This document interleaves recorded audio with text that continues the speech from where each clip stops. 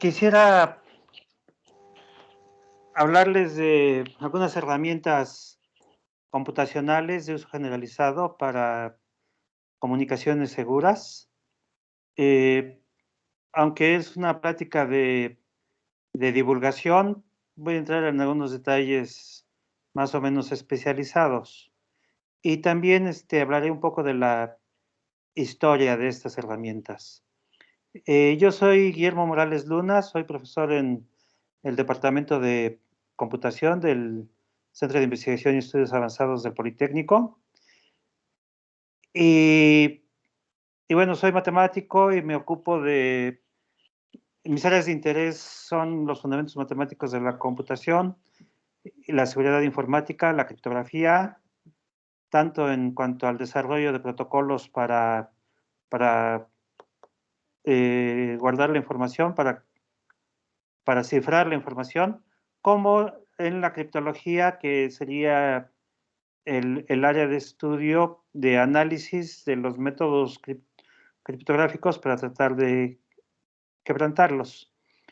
En el departamento de computación del CIMBESTAF, hemos planeado este tipo de conferencias. Les agradezco a los participantes que han acudido a ellas previamente, porque nos han permitido acercarnos a diferentes universidades en el interior del país, bueno, y también en la Ciudad de México, por supuesto. Bueno, estoy hablando como buen capitalino. La ciudad capital del país está en está en el interior del país, y hay muchas áreas que prácticamente están en la periferia del país. Entonces siempre hablamos, los capitalinos tenemos esa malformación y hablamos del interior del país, perdón. Entonces esto nos ha permitido acercarnos a diferentes centros universitarios en todo el país, y esto lo hemos hecho con el fin de promover los estudios en nuestro instituto. Entonces, sin más detalles, voy a entrar en esta primera conferencia. Quisiera hablar inicialmente de PGP. PGP es una herramienta de cifrado de uso general para mantener comunicaciones seguras. Después quisiera hablar de OpenSSL. Este es un grupo de herramientas disponibles para los desarrolladores que quieran construir sistemas de seguridad. Esta es una infraestructura bastante poderosa, accesible a todo mundo, y con esa se puede establecer plataformas de comunicación segura. Si me da tiempo, quisiera hablar de los esquemas de seguridad de WhatsApp.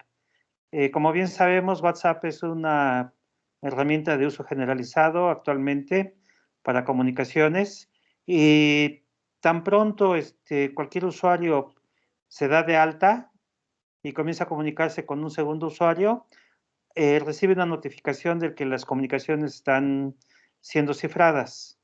Entonces aquí quisiera describir muy rápidamente el mecanismo de funcionamiento de WhatsApp.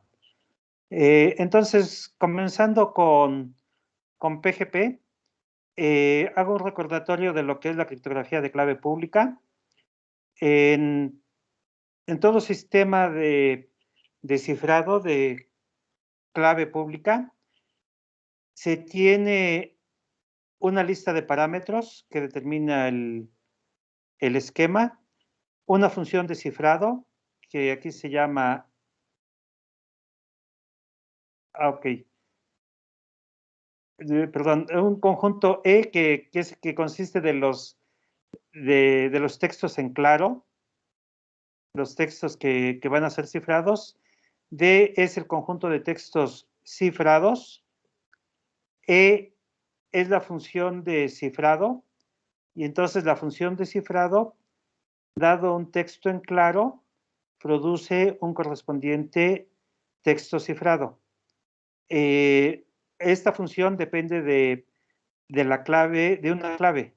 Entonces, cuando se cambia de clave, el resultado de la aplicación cambia. Y la función D minúscula es la función de descifrado. Dado un texto cifrado y conociendo una clave, se obtiene el texto en claro. En los esquemas de clave secreta o los esquemas de cifrado que se llaman simétricos, la clave de cifrado es la misma que se usa para descifrar. Entonces, naturalmente debe de ser secreta la clave, porque si se publicara, cualquier persona que tuviera acceso a la clave de cifrado podría descifrar. En cambio, en los esquemas de clave pública, que también se les llama asimétricos, son dos claves las que se utilizan. Una clave pública, que es la que se utiliza para cifrar, y una clave privada, que es la que se utiliza para descifrar. Las dos claves naturalmente están ligadas, tienen una relación matemática para construir con facilidad la clave pública conociendo la clave privada. Pero naturalmente la construcción opuesta es difícil, debe de ser computacionalmente difícil. Dada una clave pública, reconstruir la correspondiente clave privada es un problema computacionalmente difícil. Espero ver algunos detalles más adelante. Entonces, en los esquemas de clave pública son dos claves las que se utilizan. La clave pública que sirve para cifrar y la clave privada que sirve para descifrar. Entonces, supongamos que Alicia se quiere comunicar con Beto. Beto hace pública hace pública su clave pública. Entonces, Alicia puede cifrar mensajes hacia Beto utilizando la clave pública de Beto. Pero solamente Beto, que posee la correspondiente clave privada, puede descifrar. Los compañeros que tengan experiencia en el uso del SAT, de la firma electrónica, del sistema tributario mexicano, pues tiene familiaridad con la clave pública que se construye. Y al mismo tiempo que se genera una clave pública, se genera la clave privada. Entonces, la clave privada la guarda el usuario para sí mismo, o si es generoso, lo comparte con su contador, con su contadora. Y envía al SAT la clave pública que generó para que el SAT le ponga un certificado a esa clave y el SAT avale que la clave pública del usuario corresponde a ese usuario, para que luego no haya ni repudio y haya una certeza de que el poseedor de la clave pública es el usuario que es legal. Y entonces cualquier relación que tiene un usuario con el SAT lo hace a través de la clave pública que él conoce o que el SAT conoce del usuario. Cuando el usuario va a firmar mensajes, firmar facturas, cuando hace su declaración de impuestos anualmente, entonces firma la declaración que está haciendo y para eso va a utilizar la clave privada. Entonces, ya en la actualidad todo el mundo utiliza estas dos claves, su pareja de claves cuando tiene una personalidad electrónica ante cualquier instancia. Las funciones D y E deben de ser tales que para cualquier texto en claro, si el texto en claro lo ciframos y luego lo desciframos, obtenemos el texto en claro. Viceversa, es deseable que cuando se tiene un texto cifrado y se le descifra, cuando se vuelve a cifrar, se obtiene el texto en claro original. Esta es una condición que yo dije inicialmente que era deseable. Es deseable o era deseable cuando se usaba criptografía de tipo simétrico. Se quería que hubiera una biyección entre los textos en claro y los textos cifrados. Pero ya en la actualidad, los esquemas de cifrado son tales que esto no se cumple. En general, cuando se tiene un texto en claro y se le cifra, se genera una clave y esta clave puede ser descifrada un texto cifrado y ese texto cifrado puede ser descifrado de manera única. Pero si repite la operación, puede construir un segundo cifrado y este segundo cifrado, cuando se descifra, produce el mismo texto en claro. Es decir, en los esquemas actuales, ya la correspondencia uno a uno entre textos en claro y mensajes cifrados y textos cifrados ya ha cambiado. Y para un mismo texto en claro puede corresponder una gran variedad de textos cifrados. Bueno, PGP son las siglas del sistema Pretty Good Privacy, que haciendo una mala traducción sería así como privacidad realmente buena o privacidad genuinamente bonita, genuinamente buena, genuinamente eficiente. Esta fue creada por este señor matemático, Philip Zimmermann, en el año 1991, o sea, ya tiene 30 años, ni más ni menos, y desde sus inicios se anunció como un sistema de libre distribución. En la década de los 90 del siglo XX, había muchas restricciones por parte del gobierno de los Estados Unidos para la exportación de herramientas criptográficas. Y entonces, las herramientas criptográficas eran catalogadas por el gobierno de los Estados Unidos como armas, como armamento. Y entonces la exportación de ellas era sujeto a las restricciones formales que se imponen a las armas. Enfatizo la palabra, el adjetivo formal, porque bien sabemos que en la frontera entre el México y los Estados Unidos, aunque hay restricciones formales para la exportación de armas del territorio de los Estados Unidos, pues desafortunadamente llegan muchos a México. Y si bien México es un país importador ilegítimo de armas de los Estados Unidos, hay otros países que también están en la misma situación.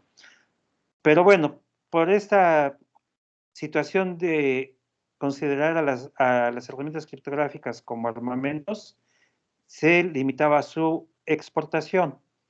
Y entonces, para darle la vuelta a este problema, Zimmermann en 1993 publicó el programa PGP en papel y le dio un formato de libro. Y ese fue publicado por el MIT. Y entonces, como no solamente no está prohibido fabricar libros y exportar libros, sino que está de hecho prohibir la exportación de libros, fue que se pudo exportar legalmente. Pero ya en el primer quinquenio de este siglo, en el año 2005, el gobierno de los Estados Unidos ya levantó muchas restricciones a la exportación de herramientas criptográficas y ya actualmente PGP tiene una distribución legal y permitida en casi todos los países del mundo. Por supuesto, todavía hay muchas restricciones del gobierno de los Estados Unidos para exportar herramientas de este tipo a los países que ellos consideran eje del mal. Todavía hasta el gobierno de Obama, Cuba estaba catalogada en esta jerarquía, en este grupo de países. Aquí está Irak, Irán, estos países que han tenido conflictos con los Estados Unidos y Corea del Norte, por supuesto. Tenemos que PGP en sus inicios utilizó RSA. RSA es un esquema de cifrado para los que no estén enterados, que se utiliza, bueno, que surgió desde la década de los 70 del siglo pasado, y su robustez matemática está basada en el problema de factorización.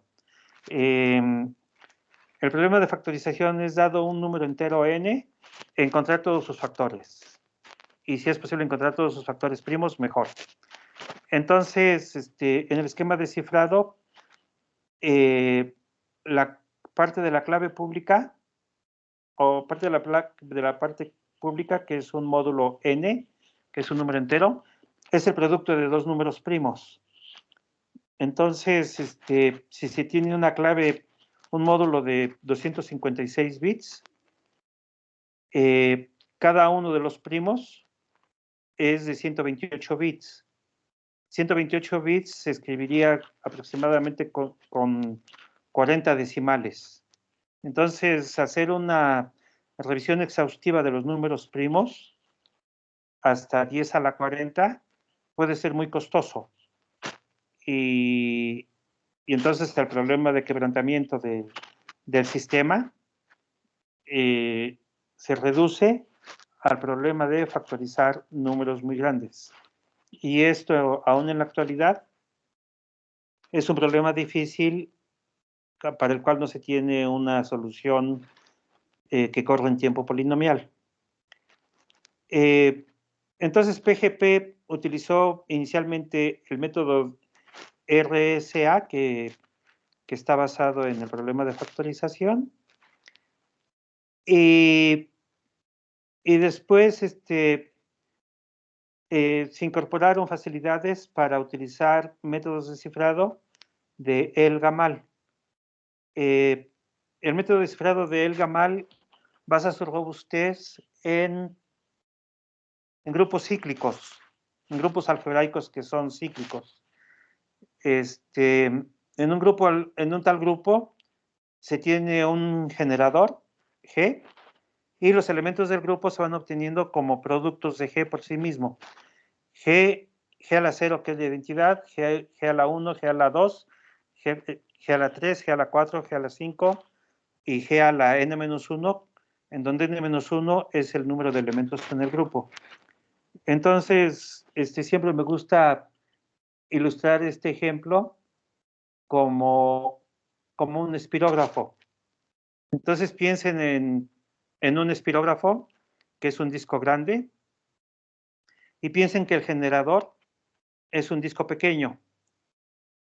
Entonces comienzan a darle vueltas al disco pequeño alrededor del disco grande, y puede suceder, y al final van a encontrar un esquema periódico, pero dependiendo de los diámetros de los discos. Los diámetros determinan el perímetro, la circunferencia de los discos, y entonces, de acuerdo con la comparación entre las circunferencias, entre los perímetros, que depende de los diámetros, es difícil decir para un punto en el disco grande cuántas vueltas hay que darle al disco pequeño para pegarle a ese punto. Entonces, la localización del número de vueltas que tenemos que darle al disco pequeño para encontrar un punto en el disco grande se conoce en matemáticas como el problema del logaritmo discreto. Y es que si tenemos un elemento h del grupo, sabemos que existe un un número entero k, tal que g a la k nos da h. En este caso, k es el logaritmo en base g de h. Entonces, cuando se tienen estructuras algebraicas finitas, el cálculo de logaritmos es un problema computacionalmente difícil. Cuando se tiene estructuras muy grandes, por ejemplo, el campo de los números reales, el problema del cálculo de logaritmo es muy sencillo, como habrán aprendido ustedes en la época de la secundaria, en los estudios de secundaria. Entonces, sorpresivamente, en un conjunto, en una estructura algebraica infinita, un problema que es trivial se vuelve extremadamente difícil en estructuras finitas, en grupos finitos. El grupo finito que se toma en la actualidad ya por antonomasia es un grupo generado en curvas elípticas. Entonces, las curvas elípticas tienen un comportamiento, bueno, tienen muchos subgrupos, tienen varios subgrupos cada curva elíptica, y algunos de orden muy grande. Entonces, en estos subgrupos, el problema del logaritmo discreto lo hacen particularmente difícil, y lo que se conoce en la actualidad como criptografía de curvas elípticas está basado en métodos de cifrado del tipo Elgamal. Y su fundamentación, insisto, está en el problema del logaritmo discreto. Entonces aparecieron diferentes elementos, diferentes versiones de PGP en la década de los 90, y en esta misma década se instaló o se colocó PGP, los programas fuentes, los programas originales de PGP en un sitio en Noruega. Y aquí se comenzó a distribuir la versión internacional. Y esta internacional se popularizó mucho fuera de los Estados Unidos porque, aunque se podía en la práctica, legalmente no era correcto descargar a PGP desde una máquina en el territorio de los Estados Unidos.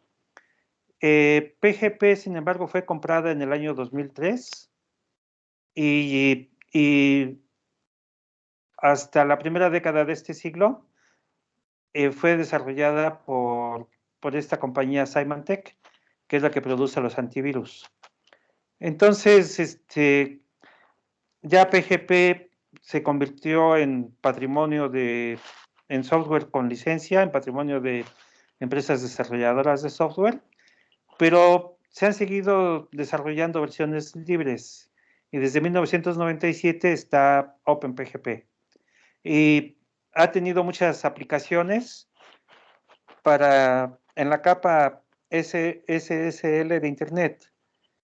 Entonces, en la capa de las comunicaciones seguras, el Secure Socket Layer, que es la capa de seguridad de Internet, de las comunicaciones de Internet, están los protocolos SMIME y algunos otros estándares que describen cómo utilizar la arquitectura de software de PGP para las comunicaciones seguras.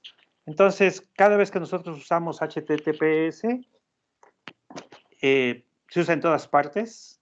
De hecho, ya casi se dejó de utilizar HTTP y todo es a través de HTTPS. Se están utilizando funciones primitivas de la capa de seguridad de Internet, SSL, y esta está basada en muchos procedimientos que surgieron a través de PGP.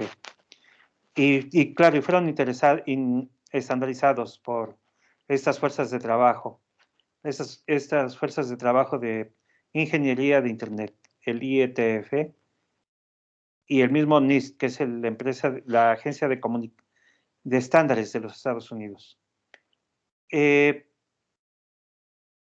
Entonces, para hacer una distribución todavía más general y darle la vuelta a la compra que se hizo de PGP, esta fundación desarrolló lo que se conoce actualmente como GPG, PG. Entonces, de PGP pasamos a GPG. Y esto es por GNU Privacy Word. Entonces, es un juego de palabras. Y esta es de distribución libre y es la que se puede utilizar. Entonces, PGP incluye funciones de síntesis, cálculo de síntesis de mensajes, es lo que se conoce en inglés como hashing. El hashing consiste en dado un archivo, se construye una síntesis, una huella digital electrónica de ese archivo. Esta huella digital tiene una longitud en bits fija, puede ser de 128 bits, de 256 bits. Y ha habido diferentes funciones de síntesis. Entonces, bueno, en sus orígenes, en sus orígenes comenzó con las funciones de síntesis MD. MD5 se utilizó todavía hasta el primer quinquenio de este siglo. Y los desarrolladores de software, cuando distribuyen partículas de programas, siempre ponen una huella MD5 y cualquier usuario tiene herramientas para calcular la huella MD5. Así que cuando un grupo de desarrolladores está trabajando, cualquiera de ellos, cuando hace una modificación, la comunica a los demás y le puede poner una síntesis MD5 para garantizar la integridad del desarrollo que él está haciendo.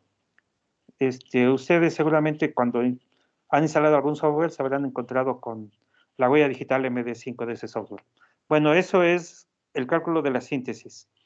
Cuando cualquier usuario comunica, va a firmar una declaración ante el SAT, entonces genera una firma electrónica.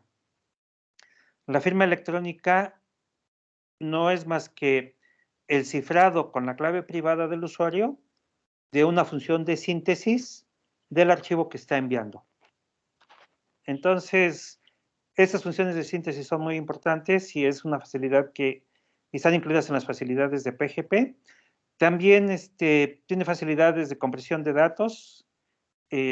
Típicamente se utilizan aquí las funciones de compresión que usa zip, la herramienta de uso generalizado para comprimir en el ambiente de Windows, pero también pueden ser utilizadas algunas otras herramientas comunes en los sistemas Linux, en los sistemas Unix. Entonces, tar y gzip, todas estas funciones tienen métodos propios de compresión y pueden ser utilizados alternativamente. También tiene herramientas de criptografía simétrica, que son las de clave pública, las de clave privada, perdón, las de clave secreta, y criptografía de clave asimétrica, las de clave pública. En general, cuando se cifra un mensaje con clave pública, lo que se hace es, dado el mensaje, se le ensobreta, se le mete en un sobre. Hay una función de envelope, to envelope. Y to envelope significa tomar el mensaje original y meterlo en un sobre. Este sobre consiste de cifrar el mensaje original con una clave de sesión. Cuando Alicia se está comunicando con Beto, lo que hace es establecer una clave de la sesión para cifrar el mensaje original con esa clave que debe de ser secreta. Y para que Beto conozca la clave de sesión, lo que hace Alicia es cifrar la clave de sesión con la clave pública de Beto. Entonces, lo que se cifra en un esquema de clave pública es la clave de la sesión con la que se está enviando el mensaje actualmente. Entonces, en el sobre que se forma, se mete el mensaje y se mete la clave de sesión y se le envía a Beto.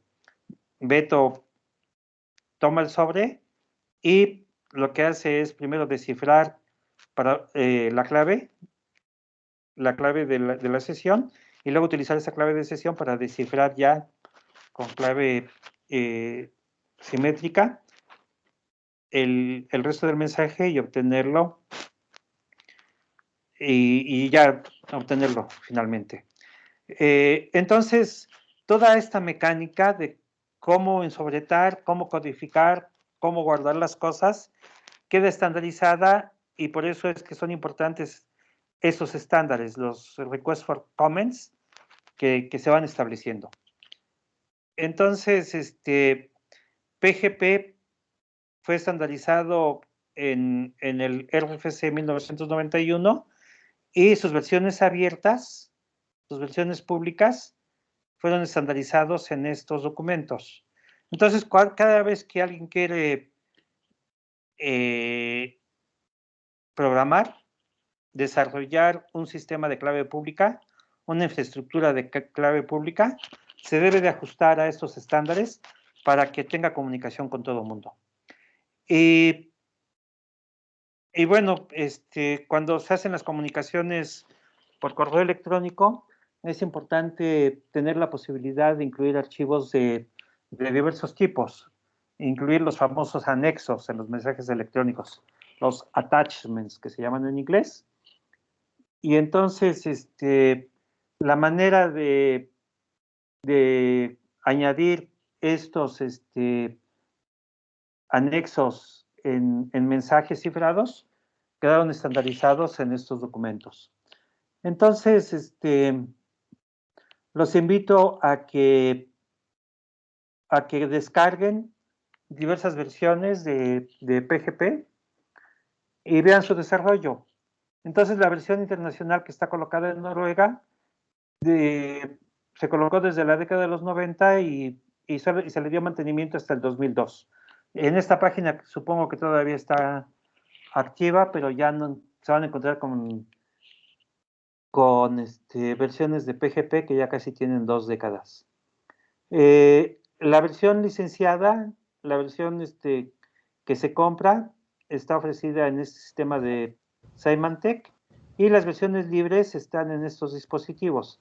Aquí pueden encontrar la versión PGP, inclusive los programas, los códigos fuente, y GPG, la versión libre, puede ser descargada en este sitio. Entonces aquí pueden descargarla para utilizarla en cualquier plataforma, y esta se está actualizando continuamente. Entonces esta es la distribución libre más convencional. Hay una versión de ese sistema propia para los sistemas Windows, y está en este sitio, y los usuarios de Mac pueden utilizar la herramienta desarrollada, la suite que está disponible aquí. También en el ambiente ya propio de los sistemas Linux, con su plataforma de Genome, pueden utilizar, pueden descargar de aquí aplicaciones, esta aplicación Seahorse, que tiene muchas aplicaciones de PGP disponibles desde la pantalla. Entonces, hay diferentes términos que son usuales en PGP. Uno es el certificado de claves. Cuando uno tiene una clave PGP y la va a anunciar, pues es conveniente que obtenga un certificado. A través de los certificados se puede construir una maraña de confianza, y entonces cuando Alicia se quiere comunicar a Beto, quiere estar segura que con quien se está comunicando es con Beto. Entonces Beto le puede transmitir su clave pública, pero Beto además le puede decir, y esta clave es la que yo uso para comunicarme con Carlos. Y entonces Carlos le ofrece un certificado a la clave de Beto. Entonces Alicia, si confía en Carlos, pues puede tener la confianza, puede tener también confianza con Beto. Así que la maraña de confianza, este Trust Web, se llama en inglés, este Trust Web, se basa en una transición de confianzas y en que cada usuario cuente con certificados de sus propias claves. Entonces, un certificado de clave consiste de la clave pública que se está certificando, el tamaño en bits y el identificador asociado a la clave pública, la fecha en que se crea el certificado y el identificador o identificadores de usuario de la persona propietaria de la clave. Perdón, el identificador asociado al certificado. Ese es el identificador asociado al certificado y ese es el identificador asociado a la clave. Entonces aquí este es el identificador de Carlos y ese es el certificado, el identificador de Beto. Entonces Beto, Carlos está otorgándole un certificado a Beto. Y bueno, ocasionalmente se pueden poner firmas digitales de otras personas, donde Carlos dice, bueno, yo soy Carlos y a mí me conocen tales y tales y tales y tales, y pone la lista de gente que puede certificar que Carlos es Carlos. También en cualquier instalación de PGP se tiene un anillo de claves, y este anillo de claves son los repositorios de las claves públicas de la gente con la que se comunica el poseedor del sistema PGP. Cuando Alicia comienza a utilizar PGP, en su sistema se crea un anillo de claves y entonces ahí va a ir colocando las claves públicas y los junto con sus certificados de sus corresponsales, de Beto, de Carlos, de todos los que se quieran. Se utiliza una contraseña para acceder a la clave privada. Esta contraseña es más bien un passphrase, una frase que sirve de contraseña. Y bueno, la única diferencia con contraseñas comunes es que el blanco se ve como un carácter más, ¿no? Hay firmas digitales.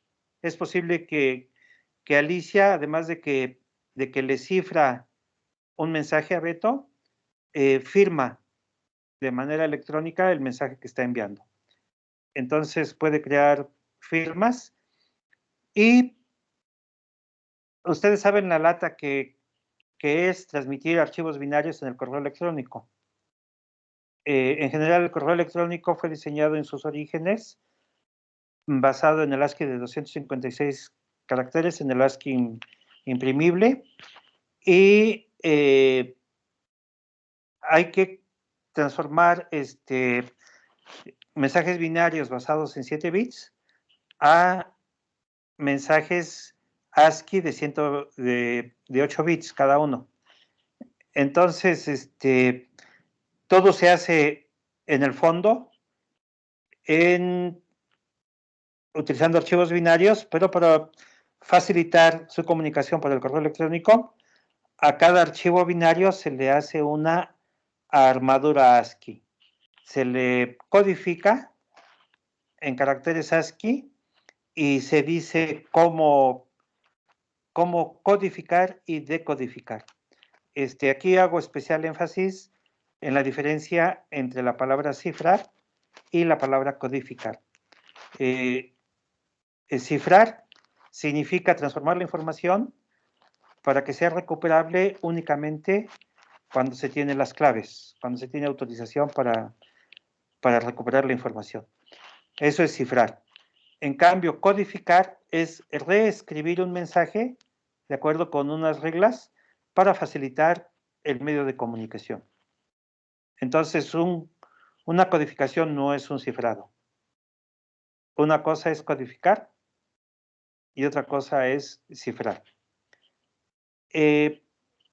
Entonces, GPG, que es PGP de manera pública, puede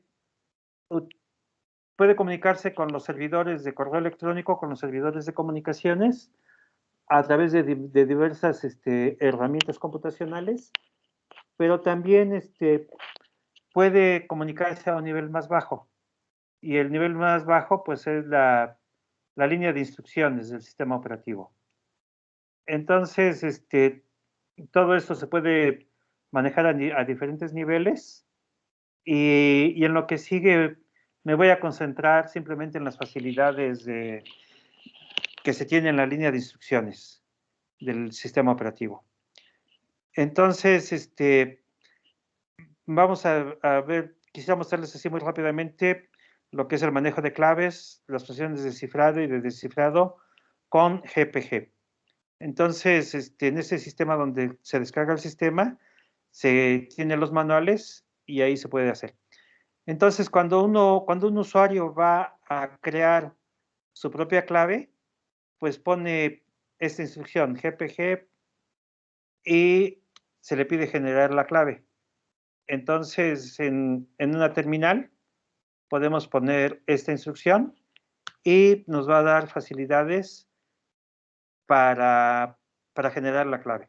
Entonces me va a preguntar cuál es el nombre de la clave, qué tipo de criptografía quiero usar, etcétera, etcétera.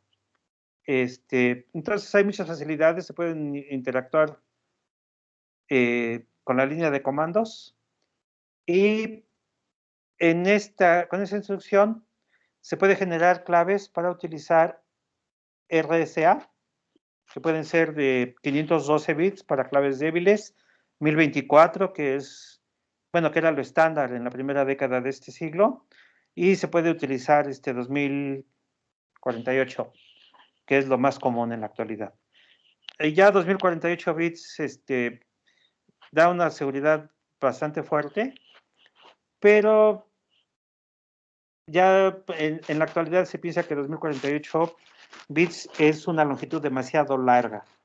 Entonces se puede crear claves con el gamal. Como estas están basadas en criptografía de curvas elípticas, aquí las claves son más pequeñas y el sistema puede ser más robusto. Esto de más hay que ponerlo entre comillas. Desde el punto de vista teórico, pues son problemas equivalentes. El problema del logaritmo discreto y el problema de factorización. O bien se puede crear una firma solamente para firmar o una clave para de tipo RSA. Las claves de SA son las que usan curvas elípticas, las claves RSA utilizan el problema de factorización. Entonces, si uno decide por RSA, se le van a preguntar de qué tamaño quiere las claves. Como ven, son potencias de 2, 2 a la 10 o 2 a la 10 o 2 a la 11. O también puede ser 2 a la 16. Creo que es, no, 2 a la 13, ¿sí? 8192. Entonces, por omisión, si no le da nada, se van a crear claves de 2048 bits y luego se puede especificar cuál va a ser la duración de la clave. Entonces, una práctica sana es fijarle un cierto número de días, de semanas o de un tiempo limitado. También es usual que un usuario flojo le ponga aquí con un 0 para que su clave dure hasta el fin de los tiempos. Entonces se le pregunta si ya está seguro y se genera. Entonces puede poner el nombre, la dirección electrónica con la que van a usar el sistema y al final se pone ya la clave. Ese es un identificador. El nombre que se está poniendo, pueden poner un recordatorio, porque la clave también va a estar asociada con la dirección electrónica y la dirección electrónica. Entonces, se requiere de una palabra de una contraseña y para eso hay que mover el ratón o rascarle las cosquillas al sistema para generar números aleatorios y al final se genera la clave. Y cuando se genera, entonces se produce un hashing de la clave que va a servir como identificador. Esta es una síntesis que va a identificar a la clave. Otra facilidad, pues, es enlistar las claves que están disponibles en el sistema y entonces las claves que yo tengo en el sistema, pues aquí me van desplegando. Entonces eso es para que un usuario conozca cuáles son. Se puede tener la posibilidad de preguntarle cuáles son las claves públicas que se tienen guardadas y con una K mayúscula se pregunta por las claves privadas. Entonces, si un usuario tiene varias direcciones electrónicas, para cada una de ellas puede tener sus claves privadas. Entonces, esta es una facilidad de consulta. Y las claves se almacenan en un anillo de claves y este anillo está guardado en el directorio, en la carpeta Home, en el directorio propio de cada usuario, con este nombre, .gnupg. Y si le preguntamos por un listado, entonces los archivos que contiene son estos. Aquí ustedes pueden crear sus anillos y transportarlos de una máquina a otra. Entonces, aunque las claves están ligadas con la dirección electrónica, el uso de las claves los pueden llevar de una máquina a otra copiando este directorio. Entonces, este es un ejemplo de desplegado de claves. También se puede poner una lista de las claves secretas. Entonces, yo tengo 3 direcciones electrónicas de uso común. En cada una tengo mis claves secretas y se pueden enviar también. Hay un sistema de repositorios de claves GPG. Y entonces se puede pedir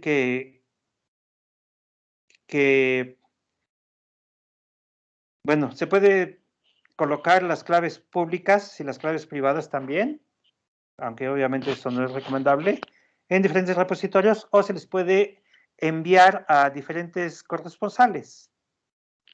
Entonces, para enviárselas a un corresponsal, lo que hace uno es exportar su clave pública. Si se le pone la opción A, se va a crear una armadura ASCII de la clave. Entonces, aquí le estoy pidiendo que me dé mi clave pública en mi departamento y que la ponga en este archivo. Entonces, eso va a producir esta. En general, mi clave pública es de 2048 bits, pero cuando se codifica en esta armadura ASCII, se genera este archivo. Por supuesto que la decodificación también se ajusta a unos estándares fijados por Internet y por eso es que es posible intercambiar claves. Porque todo el mundo hablamos el mismo lenguaje. También se puede exportar claves secretas y si Beto le pide a Alicia recibir correspondencia cifrada, entonces Beto exporta su clave y obtiene su propio archivo y ese archivo se lo envía a Alicia. Entonces Alicia lo que tiene que hacer es importar la clave de Beto y de esa manera, con esa instrucción, la clave de Beto va a incorporarse al anillo de claves de Alicia. También hay diferentes repositorios. El MIT, desde principios de este siglo, instaló este sistema y aquí pueden encontrar las claves públicas de muchos usuarios de PGP en todo el mundo. Y bueno, estas son diferentes posibilidades. Cuando uno quiere enviar su clave pública a un servidor, utiliza esta instrucción y si sabe que en tal servidor está la clave pública de un amigo suyo, entonces la importa de esta manera. Se pueden borrar claves públicas de algunos usuarios y también se pueden borrar claves usuarios de diferentes servidores de correo electrónico. Y bueno, también se puede marcar, cuando Alicia le envía su clave a Beto, le dice, esta es mi clave, pero además, para que no se modifique en el camino, le voy a poner una huella digital. Y entonces le genera esta huella digital y puede enviar los dos documentos, la clave y la huella digital. Entonces Beto, cuando la recibe, comprueba con funciones MD5 o SHA la integridad de la clave y la puede integrar. Entre las funciones de cifrado están esas posibilidades y aquí vean, se puede especificar a qué corresponsal se va a enviar un mensaje. Y también se puede firmar con esta posibilidad. Y se pueden ir mezclando y dando y también se tienen funciones de descifrado. Naturalmente, cuando se recibe un mensaje, entonces hay que descifrarlo. Entonces se puede descifrar de esta manera y para verificar la correctitud de algunas firmas se utiliza esta opción. Y como es difícil aprenderse todas estas instrucciones, pues uno le puede preguntar al manual cuáles son las facilidades para utilizarlo y utiliza esta instrucción. Entonces, esta es una presentación muy resumida de facilidades de PGP y esto es lo que es una facilidad que se puede utilizar para tener comunicaciones seguras. ¿Hay alguna pregunta?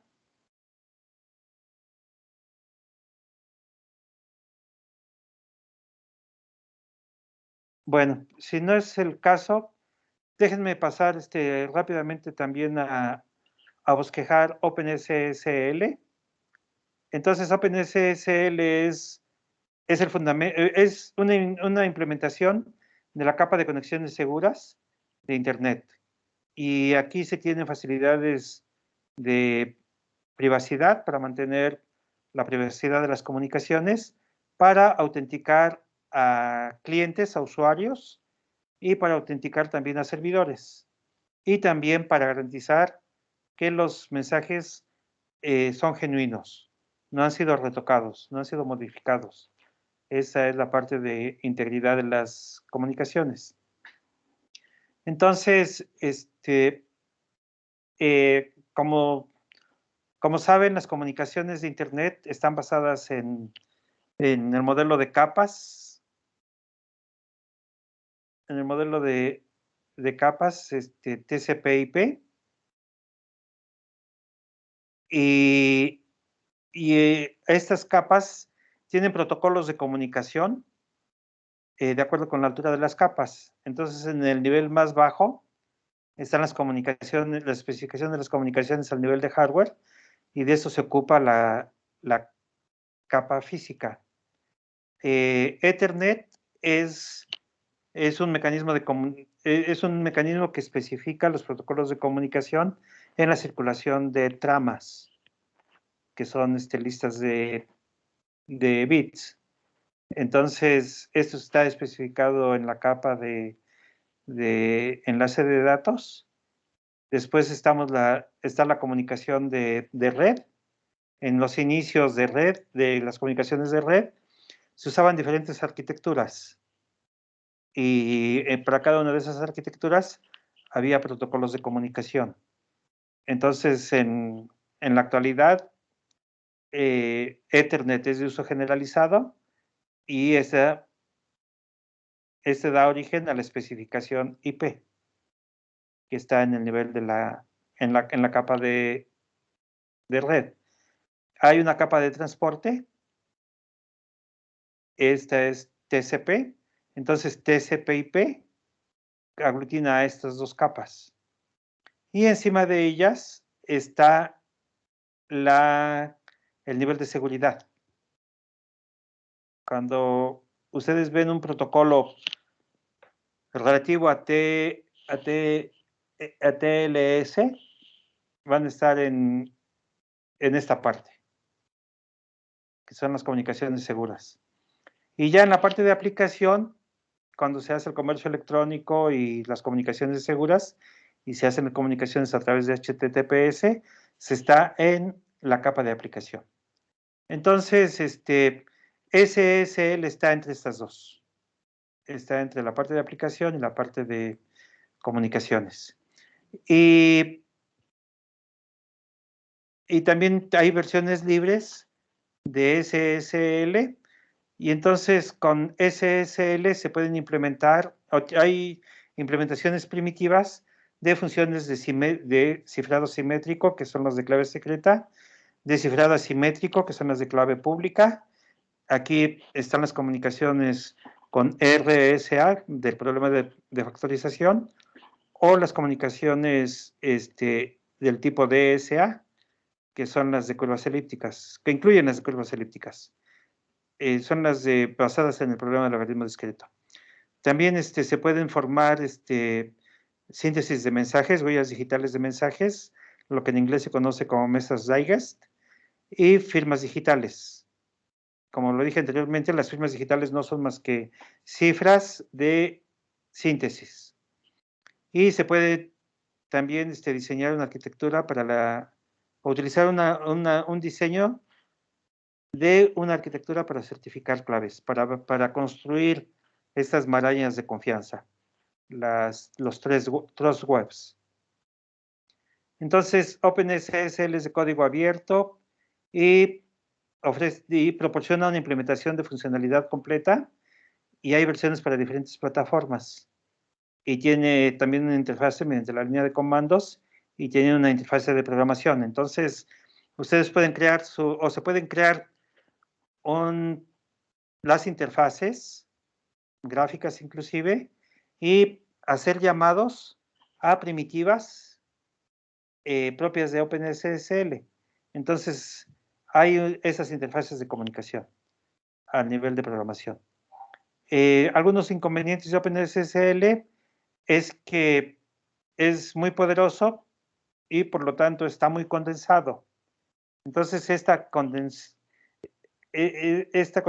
de la herramienta hace que sea poco intuitivo. Hay que dedicarle tiempo al estudio de cómo utilizarlo. Como es el producto de muchos programadores, no se tiene una documentación oficial. Y en particular el uso de los APIs, pues esto requiere de mucho tiempo de ensayo y error. Es tarea de buenos programadores el utilizar a plenitud OpenSSL. Y también hay algunas bibliotecas que ya se han liberado como software de uso generalizado, que sin embargo tienen comportamientos distintos en diversas plataformas. Entonces, no es una cosa todavía completamente estandarizada. Y hay que tener cuidado entonces con la versión que se está implementando y en qué plataforma se está implementando.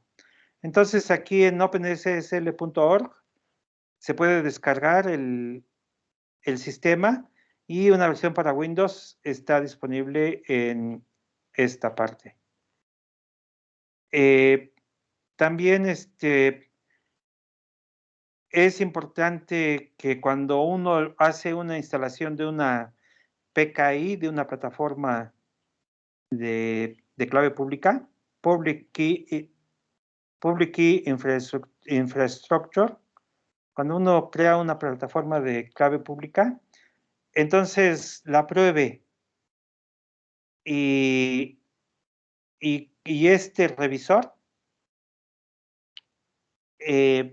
ustedes envían la dirección, el URL del sistema donde instalaron del sistema donde instalaron OpenSSL, y habiendo comunicado el URL, en con estas plataformas hacen una revisión automática de la instalación. Y entonces aquí les puede decir qué tan bueno, qué tan sólida es el resultado del sistema que ustedes instalaron. Entonces es muy bueno acudir, es una buena costumbre acudir a estos revisores. Entonces, con OpenSSL al nivel de la línea de comandos, se da OpenSSL, el comando, la instrucción que se quiere correr y algunas opciones y sobre qué argumentos va a trabajar. Entonces, cuando no se le dan ningunos argumentos, se entra en un modo interactivo y en este modo interactivo aparece el cursor de OpenSSL y ahí pueden intercambiar instrucciones, resultados, etcétera, etcétera. Entonces, si quisieran tener un despliegue de las funciones estándares de OpenSSL, le dan esta opción y les va a preguntar y les va a decir qué es lo que tienen disponibles. Entonces, aquí, por ejemplo, toma una armadura ASCII y va sacando todas sus partes. Entonces les va a calificar si se ajustan a la gramática ASN de especificación de estas herramientas. También Carlos se ostenta como autoridad certificadora ante Beto y entonces tiene que generar los certificados y puede utilizar esta facilidad, sea de autoridad certificadora. Entonces, cuando nosotros nos comunicamos con el SAT programó su sistema de manera que él proporcione funciones de autoridad certificadora ante el gran número de causantes que se van a comunicar con el SAT. También se puede definir cuál es la suite de cifrado que se va a utilizar.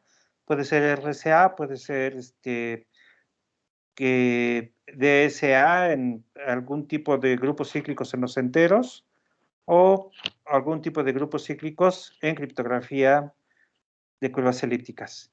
Entonces, como ven, hay diferentes facilidades. Todo lo que es relativo a curvas elípticas está basado en S, etcétera, etcétera. Entonces, por ejemplo, cuando se le pregunta cuáles son los comandos para las facilidades de cifrado, pues va a desplegar que tiene disponible AES, que es un estándar de cifrado simétrico por bloques, y entonces se tiene instrumentado AES de 128 bits, de 192 bits y de 256 bits. Y estas otras especificaciones indican cómo ir construyendo las tablas, las claves intermedias para que cifrados previos sean utilizados en cifrados posteriores en archivos de longitud arbitrariamente grandes. Entonces, las especificaciones que en inglés se llaman streaming, cipher streaming, están dadas por esta manera. Ahorita no entro en detalles porque es un tanto complicado. Es muy técnico esto. También se puede codificar en base 64 o también se puede cifrar con este esquema simétrico, Blowfish, o con este otro esquema, CAST, o con el viejito DES. DES es un sistema de comunicaciones que se instrumentó en los años 70 del siglo XX y dejó de usarse ya en este siglo. Pero todavía hay muchas entidades que lo siguen utilizando y entonces se da esa facilidad. También hay un esquema de cifrado triple DES, un esquema de cifrado IDEA, en fin, hay muchas. También se pueden hacer funciones de cifrado, de codificación. Entonces esto es encoding. Cuando se quiere codificar en base 64, se le especifica de esa manera. Se puede cifrar un mensaje con criptografía de tipo simétrico, especificando aquí el predicado, el método que se quiere utilizar, y se tiene funciones de descifrado. Entonces, como ven, aquí se tiene prácticamente todo. RSA, que es de clave pública, también tiene facilidades para generar claves de diferente tamaño, pueden ser de 2048 bits o 1024, los que se quieran, y se le puede pedir que al final devuelva la clave en una armadura ASCII. Se puede preguntarle por claves, y en una clave puede dar la pareja de claves pública y privada, o bien solamente la parte pública, o bien solamente la parte privada. Entonces, cuando se le pide que solamente dé la parte pública, pues va a generar la parte pública y la va a bautizar como clave pública. También esta es una codificación, y aquí en las claves de RSA hay dos elementos: N, que es un módulo, y E, que es el exponente al que se eleva un número para cifrar, y D, que es un exponente al que se eleva un texto cifrado para descifrar. Entonces, las claves privadas la clave privada es D, y la clave pública es N con E, con el exponente. Entonces, se le puede pedir que nos desmenuce una clave pública. Entonces, en la clave pública nos va a dar un módulo, y este módulo lo despliega en hexadecimal. Y el exponente es el E. También se le puede preguntar por la clave privada, y es esta, que le está dando en hexadecimal. El número n es el producto de dos números primos. Entonces, este es el primer número primo, escrito en hexadecimal, y este es el segundo número primo, escrito en hexadecimal. Estos números son de estos ejemplos. No significa que todas las claves tengan estos mismos números. Son números distintos. Y también hay algunos otros factores de uso auxiliar, pero también me salto en su uso.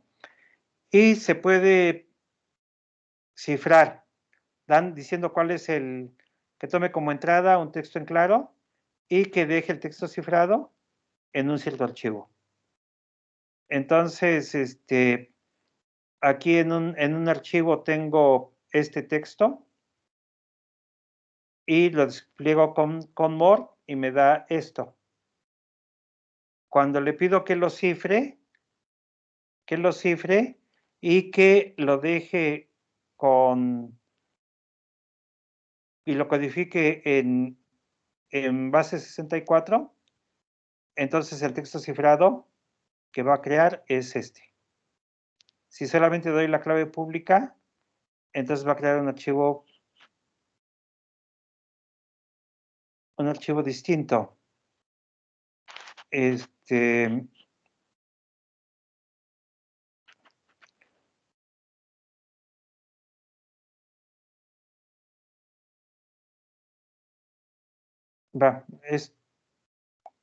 Aquí se le está diciendo cuál es la clave que está utilizando para cifrar, y la diferencia es esta. Ajá. Ok, aquí se está pidiendo la codificación en base 64. Bueno, esta presentación hice hace tiempo, y ahora no recuerdo con precisión la diferencia entre estos dos casos. Discúlpenme. Al final, también se pueden crear firmas digitales. Entonces, si le preguntamos por por el tamaño de este archivo, me dice que este archivo tiene 35 líneas, tiene 454 caracteres y el tamaño en bytes es este. Entonces, cuando se puede construir una síntesis, un digest, utilizando la codificación, la huella el método MD5 o SHA, o SHA1 o SHA de 256 bits, o SHA de 512 bits. Y entonces para diferentes métodos va a proporcionar huellas distintas. Entonces estas son huellas con los diferentes métodos. Y para firmar hay que decir con qué algoritmo vamos a construir la síntesis y luego con qué algoritmo vamos a cifrar para construir la firma digital. Entonces, esto se puede hacer de esta manera, especificando el método de cifrado y pedirle que los resultados los codifique con algún cierto formato. Habiendo recibido la firma de un mensaje, se puede verificar que corresponda a la clave pública de alguien y también se pueden crear facilidades de infraestructura. Entonces, al crear una infraestructura, se crea un certificado raíz, que es el dueño, es el certificado que va a expedir el más poderoso de los poderosos, y este más poderoso va a ir subrogando autoridades a diferentes niveles. Entonces, se puede utilizar especificaciones de acuerdo con X509 o algunas otras. En fin, tiene muchísimas facilidades y para ir generando certificados, cuando un usuario de un cierto nivel le quiere pedir un certificado a alguien de una instancia superior, entonces le está pidiendo que certifique su propio certificado a esa instancia superior. Entonces aquí se dice cómo proceder. Entonces, como ven, hay muchísimas facilidades que están disponibles y bueno, en esta presentación solamente tiene la intención de ilustrar las facilidades disponibles y no pretende ser un tutorial en el uso de estas herramientas. Bueno, ya tengo hora y 20 minutos hablando. Entonces, pregunto, ¿hay preguntas?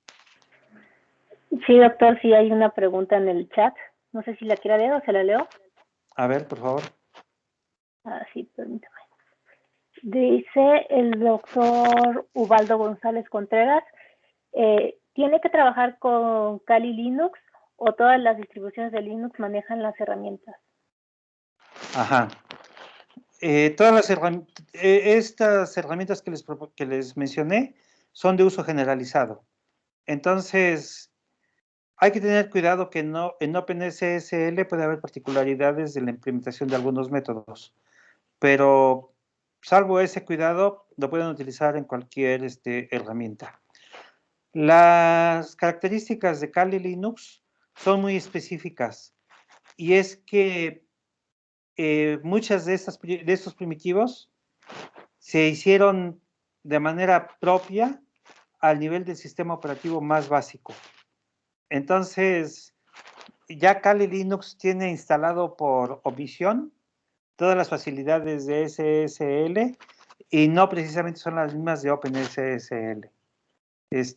Kali Linux tiene la misma funcionalidad que OpenSSL, pero tienen una garantía de que ahí la implementación es más robusta. Fue hecha con mayor cuidado específicamente para esa distribución de Linux. Sí, todo desarrollador con experiencia que se desarrolla en Linux puede recomendar utilizar Kali Linux, porque ya ahí se tiene la convicción de que la implementación es muy robusta y también es eficiente. Pero OpenSSL puede ser utilizado en cualquier otra plataforma.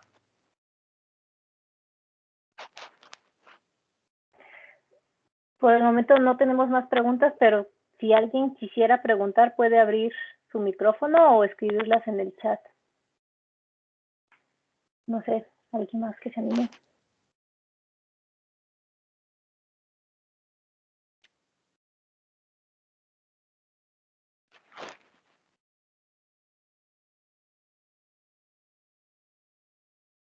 Ya.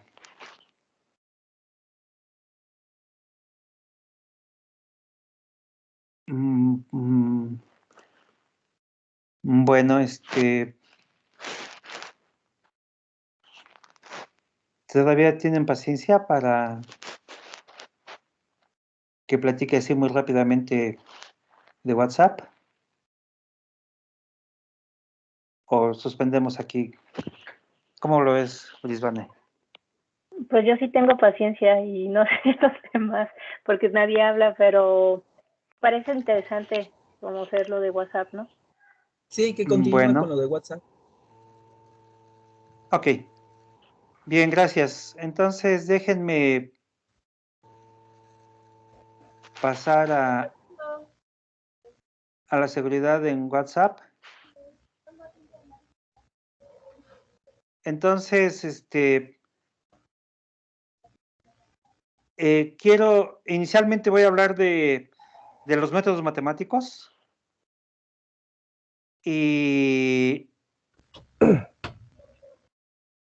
luego ya hablar de una curva elíptica muy particular, esta curva 25519, y luego cómo se utiliza esto en WhatsApp. Entonces, en la parte técnica, matemática, todo se hace con teoría de números. El fin de esta presentación, de esta parte, no es apantallarlos, por supuesto, no es hablarles de cosas abstractas y complicadas de la teoría de números, ni de que se entienda en una primera exposición todo el contenido teórico. Tampoco me creo capaz de transmitir inmediatamente este conocimiento. Lo que me interesa es simplemente ilustrar el uso de la matemática. En la criptografía ya de los años 70 para acá, las matemáticas son esenciales en el desarrollo de métodos criptográficos. Entonces, el símbolo de Legendre, él fue un matemático del siglo XVIII, del siglo de las luces, marcaba cuándo es que un entero tiene raíz cuadrada módulo un número primo. Es decir, si damos un número primo P, ¿bajo qué condiciones o en qué momento sucede que, dado un número A, existe su raíz cuadrada, módulo P? Entonces, por ejemplo, módulo 15,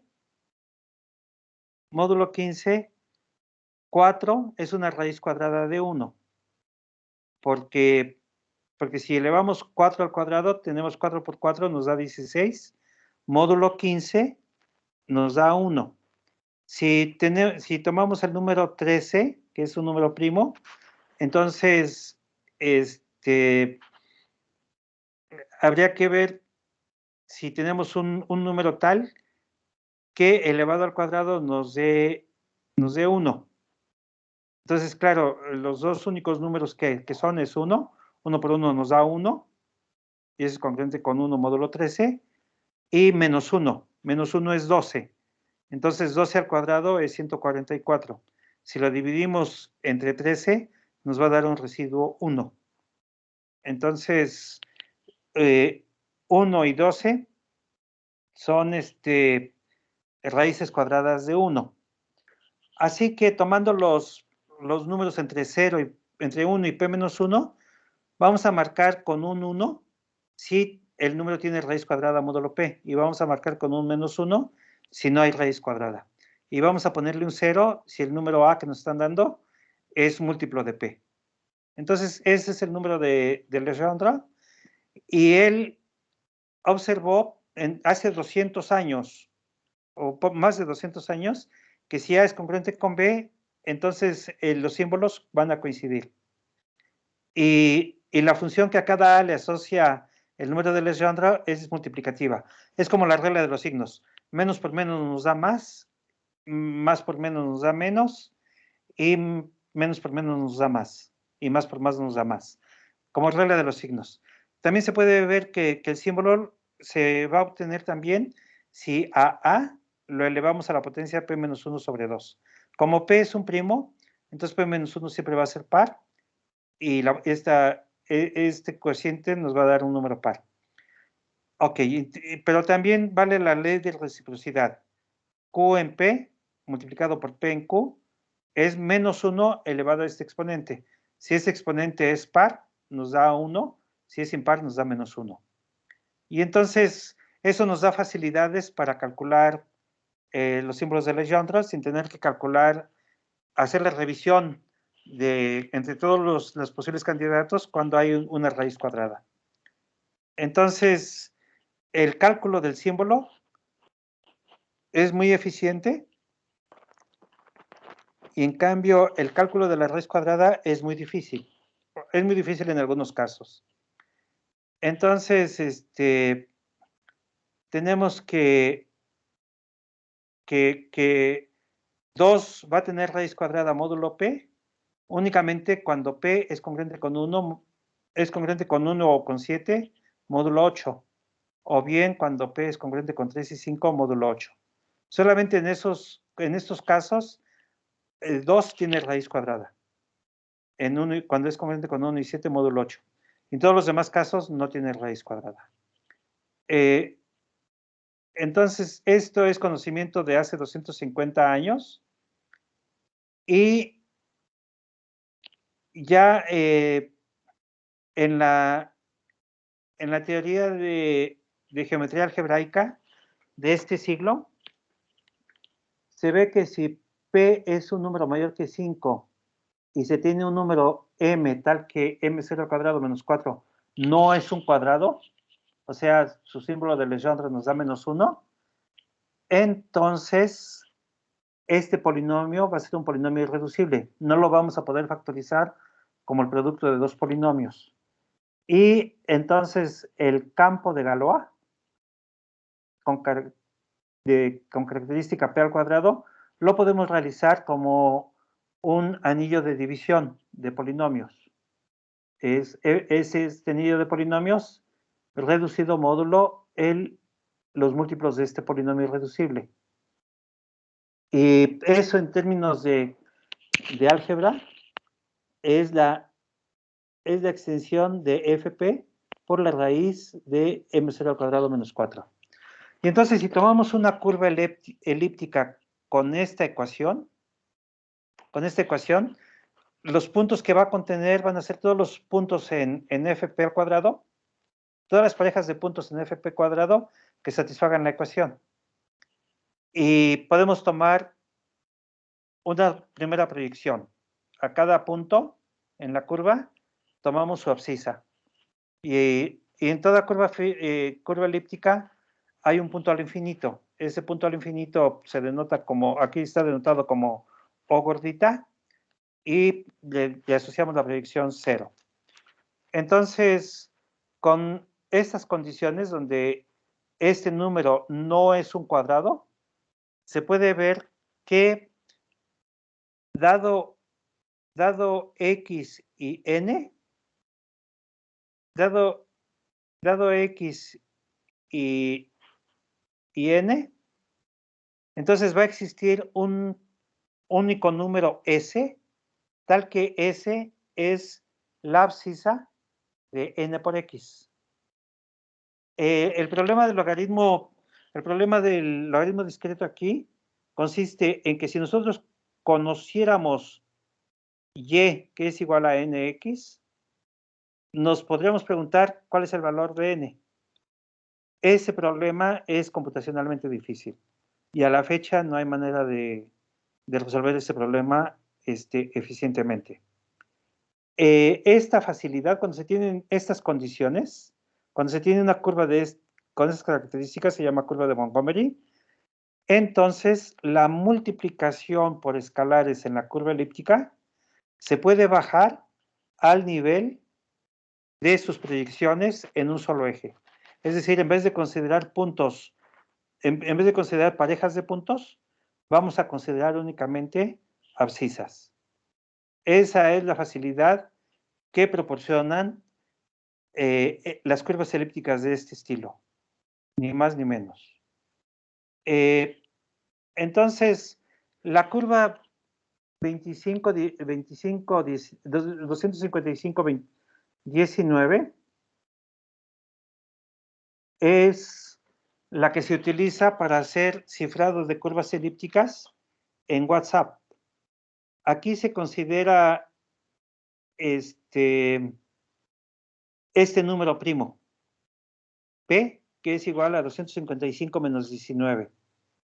Si escribiéramos en decimal este número, tendríamos alrededor de 99 dígitos. Entonces, la población actual del mundo es, quién sabe cuántos millones de habitantes tenga el mundo. Pero un millón de habitantes es 10 a la 6. 1,000 millones es 10 a la 9. 1 millón de millones es 10 a la 12. Tal vez por ahí anda la cifra actual de población en el mundo, de 10 a la 12. Este número es 10 a la 99, o sea que todavía habría que multiplicarlo por un número que tendría 77 dígitos. O sea, tendríamos que tener 10 a la 77 dígitos para que agotáramos el número de puntos en este intervalo P. Así que tenemos la confianza de que no se van a acabar esos números y por lo tanto cada número que está aquí en este campo, que son los enteros módulo P, módulo este número, lo podemos escribir como una lista de 32 bytes. Está incluido en este intervalo está incluido en este intervalo, y este intervalo consiste de todos los números que se pueden escribir con 32 bytes. Entonces, cada número de este campo, cada abscisa en este campo se escribe como una lista de 32 octales. Y el primero tiene su bit apagado.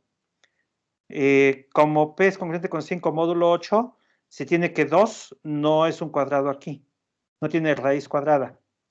Y por lo tanto este polinomio es irreducible. Y entonces se pueden hacer cálculos de manera muy eficiente en esta estructura algebraica.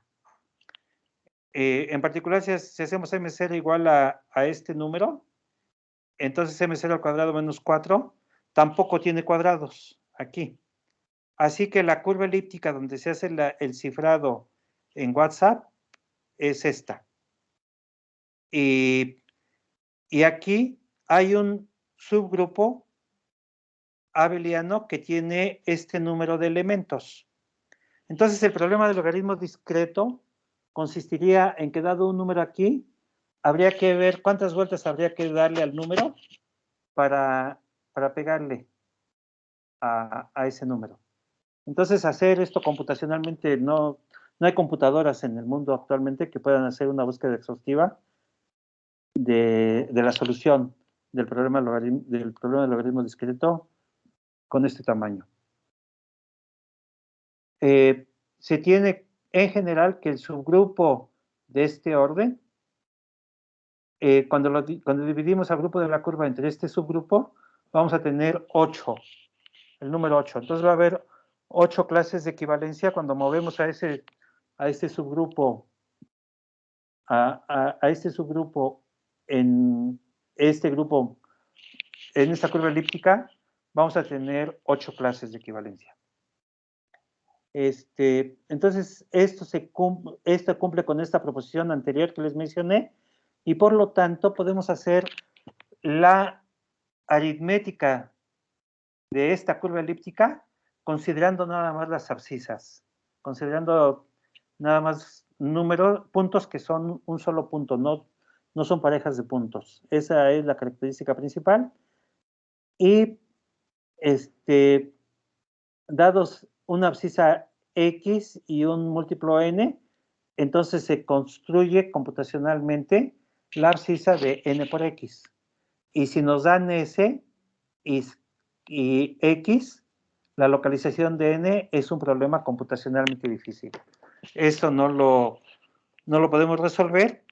Y se puede ver que en esta estructura algebraica, si calculamos este valor X con N0 y luego lo multiplicamos por N1, obtendríamos lo mismo que si a X lo multiplicamos por N1 y luego lo multiplicamos por N0.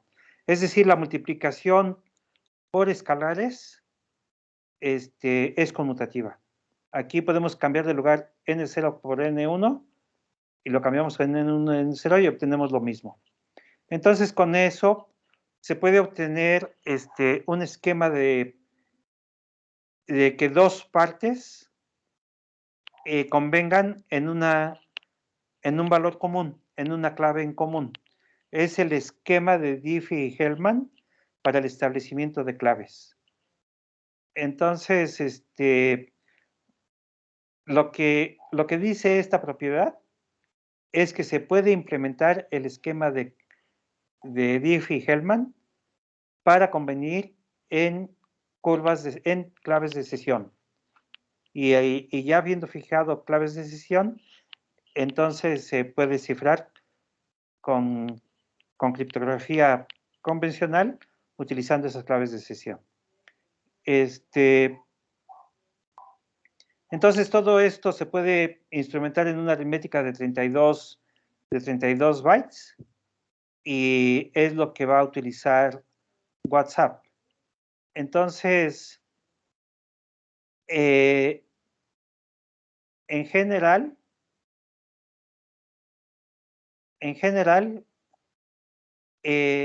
este establecimiento de claves de sesión se hace con los protocolos de Diffie-Hellman. Entonces, este protocolo en particular es CDH por Elliptic Curve Diffie-Hellman. Tenemos a dos partes, Alicia y Beto. Entonces, Alicia, para establecer, ellos van a considerar puntos en esta curva.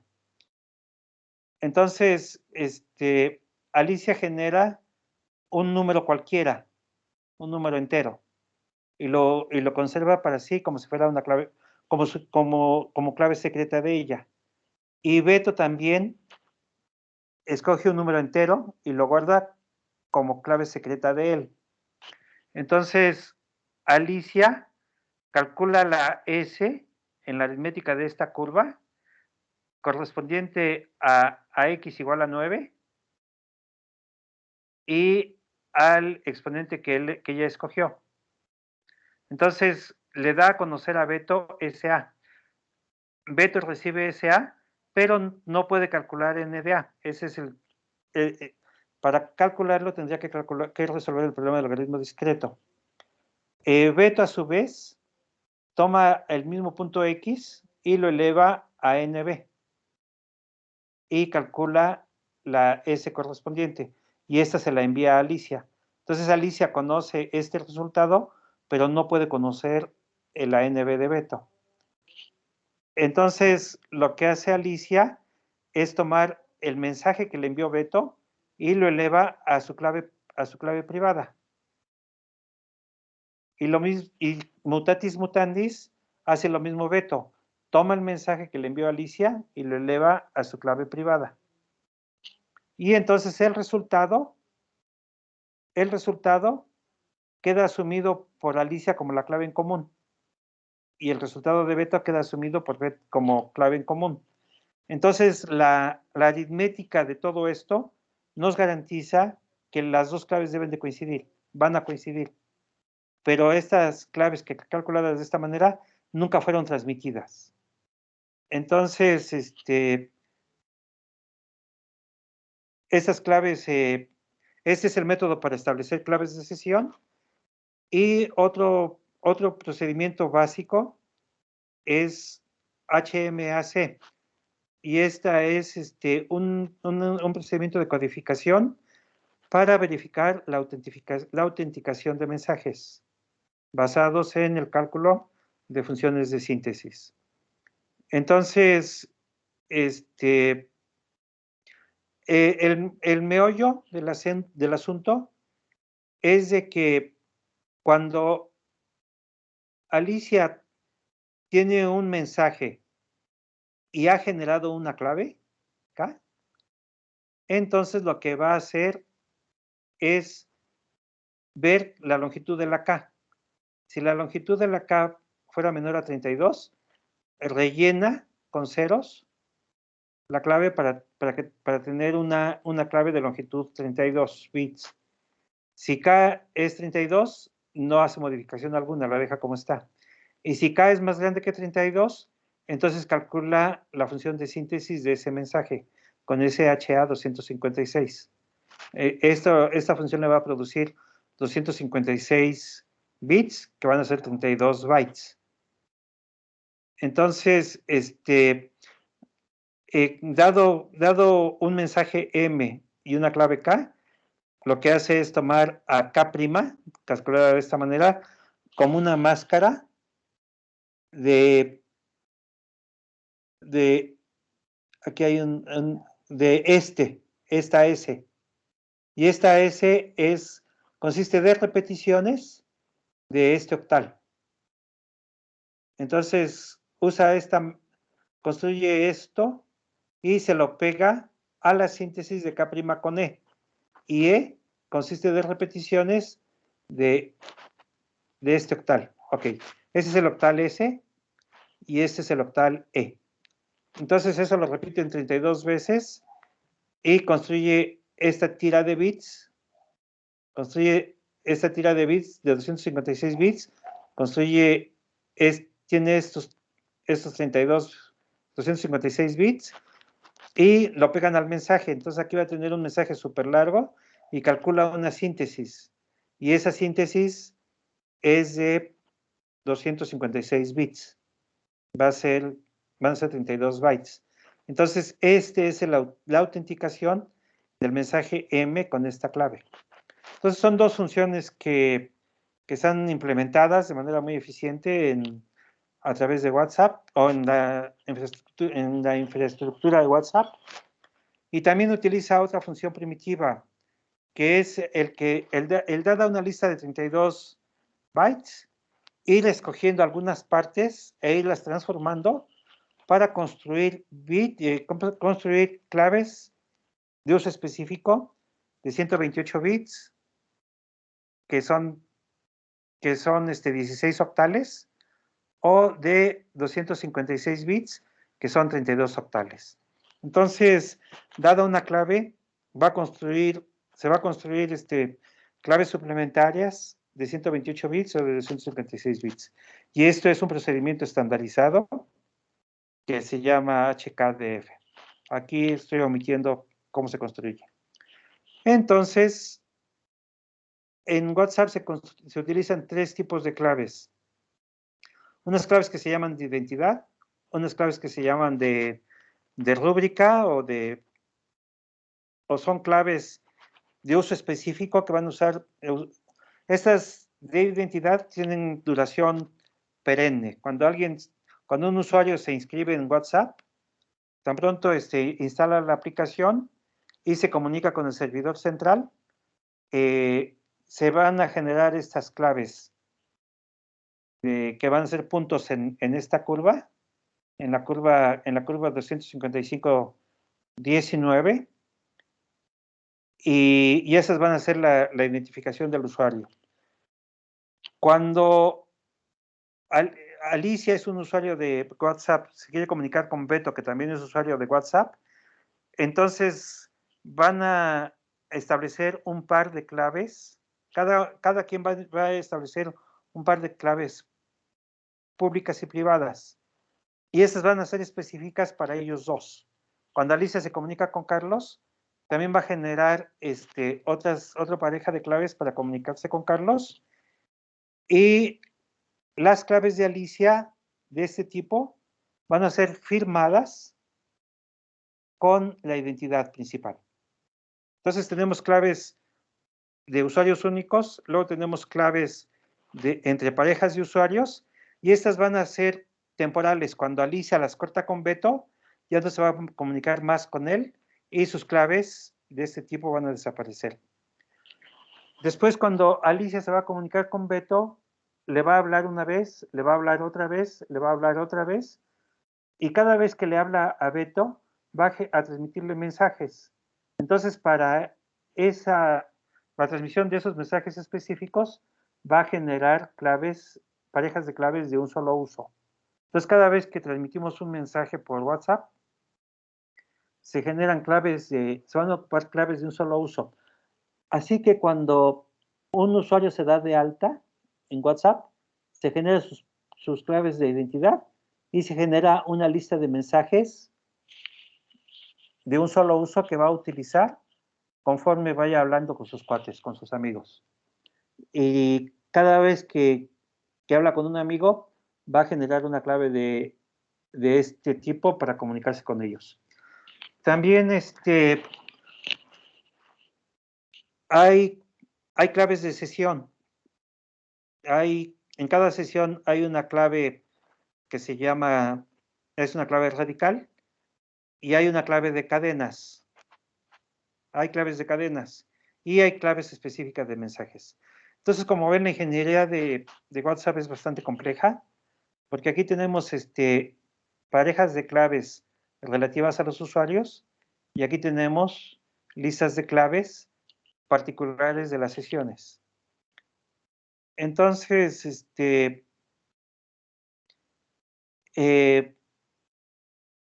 las claves privadas de cada usuario se almacenan en el dispositivo del usuario, y las claves públicas son compartidas entre el usuario, el servidor web y los dispositivos de los corresponsales de ese usuario. Entonces, Alicia y Beto están intercambiando claves, pero las claves principales siempre las están haciendo a través o con el visto bueno del servidor web, del servidor de WhatsApp. El servidor de WhatsApp conoce las claves públicas de todo el mundo, pero no conoce las claves privadas. Entonces, una sesión se establece entre dos usuarios, y ellos tienen que construir las claves correspondientes de este tipo. Entonces, para eso utilizan mecanismos del tipo de Diffie-Hellman, protocolos de este estilo. Y con eso Alicia se quiere comunicar con Beto, entonces lo primero que hace es preguntarle al servidor. Alicia le dice, yo me quiero comunicar con Beto, al servidor de WhatsApp. El servidor conoce las claves públicas de este tipo de Beto y se las envía a Alicia.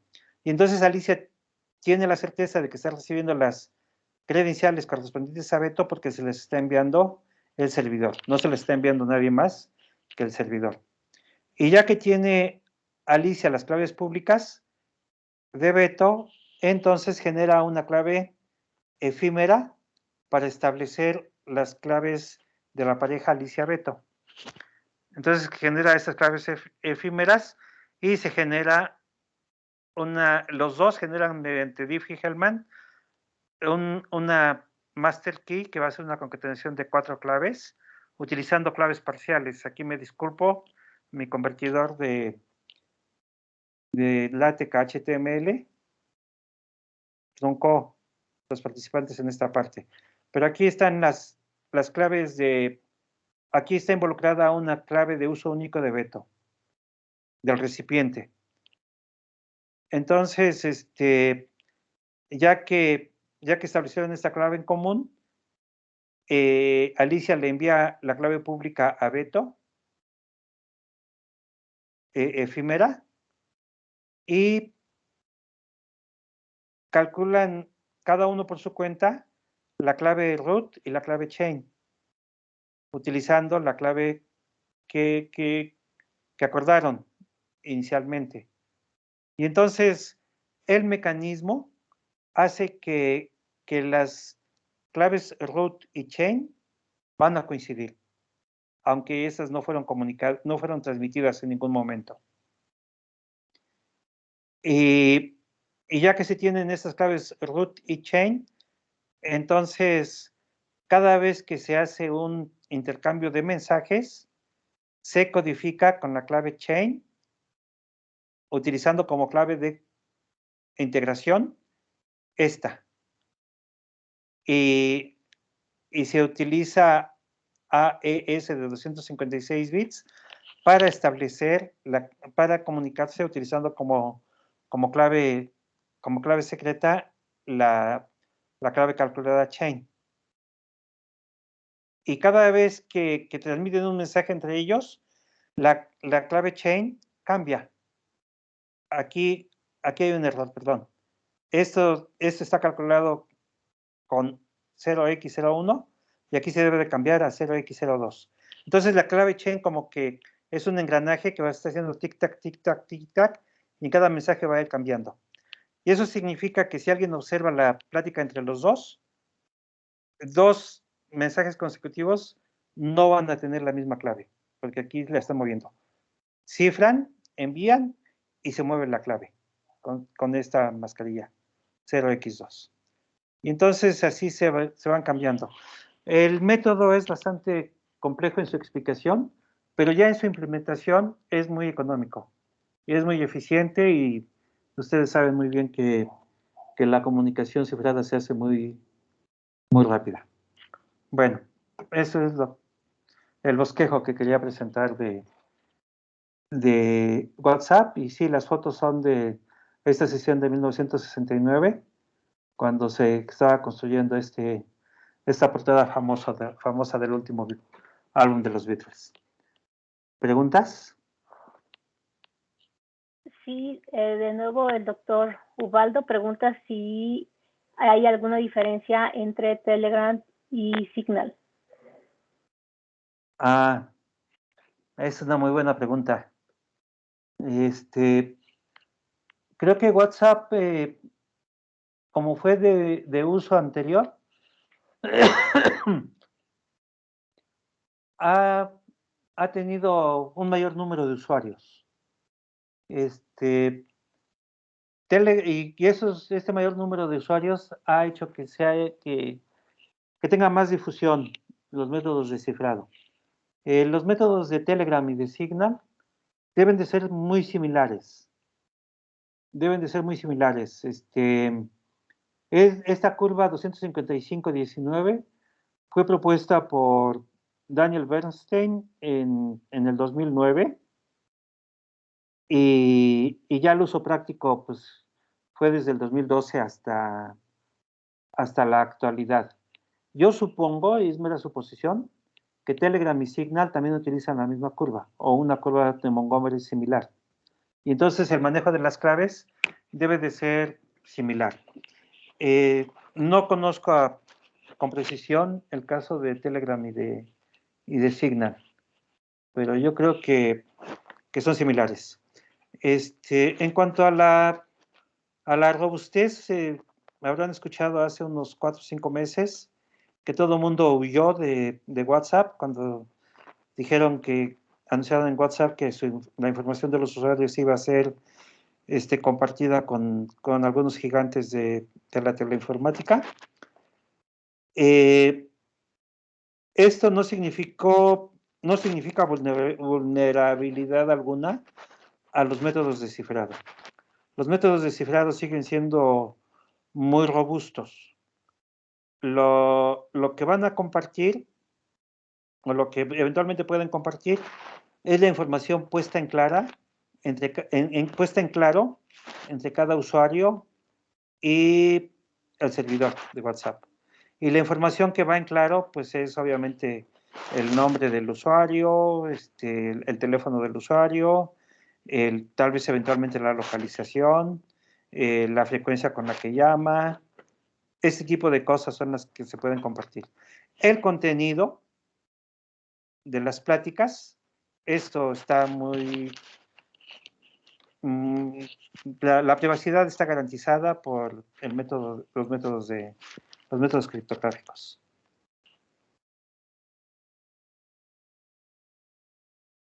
¿Alguien más tiene otra pregunta? Bueno, y mientras yo tengo una pregunta, bueno, no pregunta, sino comentario, ¿no? O sea, por ejemplo, eso de que por cada mensaje, como tenemos como ese engranaje, en donde cada nuevo mensaje va a tener una nueva llave. Y a mí me gusta mucho esto porque mantiene la propiedad de forward secrecy, ¿no? En donde si, por ejemplo, la llave actual del mensaje es vulnerada, eso significa que la comunicación que se hizo antes de la llave vulnerada está protegida. Solo lo que estaría vulnerado sería lo que continúa, pues. Ajá. Sí, sí. Porque se puede ir aplicando el mismo engranaje, el mismo movimiento. Y conocer las claves posteriores. Así es. Y eso es como una propiedad muy importante ahora en los sistemas criptográficos, ¿no? Hacer que sean forward secrecy. Ajá. Sí, efectivamente. Y otro comentario que tenía era que según hasta donde yo sé, WhatsApp sigue el protocolo Signal. Y el Signal Protocol es utilizado para distintos mensajeros, entre esos también Signal. Ok.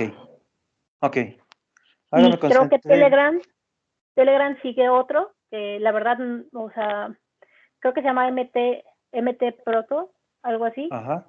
Pero igual también sigue, o sea, sigue más o menos la misma estructura. Ajá. Ya, gracias. Entonces, sí, el diseño criptográfico es muy similar y pueden cambiar las funciones básicas y luego, obviamente, va a cambiar también la implementación. Pero la idea general, el diseño criptográfico, puede ser muy similar. Habría que ver con precisión esto. ¿Alguna otra pregunta? Bueno, pues ya me extendí demasiado, son 2 horas. Espero que haya sido de interés. Y bueno, repito lo que mencioné al inicio de la charla. Estas son apenas algunas actividades que se están desarrollando en nuestro centro de trabajo y de investigación. Y nos encantaría tener en un próximo futuro tener a más estudiantes egresados de las carreras de informática, matemáticas, física, computación, interesados en los aspectos criptográficos, como aspirantes a ingresar a nuestros programas de posgrado. Siempre van a ser bienvenidos. Gracias.